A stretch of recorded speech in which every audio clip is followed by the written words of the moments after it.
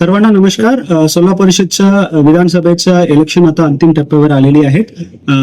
ह्या अंतिम टप्प्यामध्ये काही माहिती आपल्याला मी सांगतो. एक, आमच्या पूर्ण सोलापूरमध्ये 6 मतदान केंद्र असणार आहेत. हा 6 मतदान केंद्रामध्ये कुरुडवाडी आणि अकलूस हा दोन्ही ठिकाणी उपविभागीय कार्यालयामध्ये असणार आहे आणि इतर ठिकाणी तहसील कार्यालयामध्ये असणार आहे.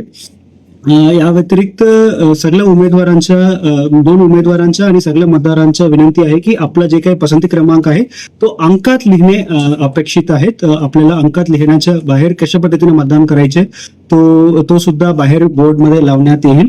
या व्यतिरिक्त मतदान केंद्राच्या आतमध्ये कोणतेही इलेक्ट्रॉनिक गॅजेट आणि पेन घेऊन जाण्याच्या अनुमती नाही आहे. मतदान कसं काय बाद होऊ शकतं? अपात्र कुठल्या कुठल्या कारणांमुळे होऊ शकतं? Out of the box question विचारलं पण देत नाही.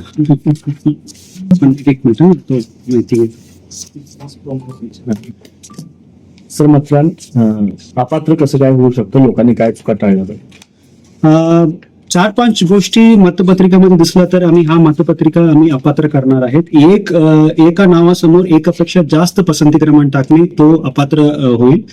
दुसरा, शब्द हे पसंती क्रमांक लिहिलं तर तो सुद्धा अपात्र होईल, तो सुद्धा अपात्र होईल.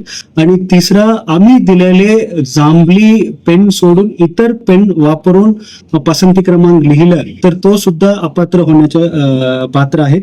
आणि एकसारखे पसंती क्रमांक 2 उमेदवाराला दिलं तर तो सुद्धा अपात्र होण्याची शक्यता आहे.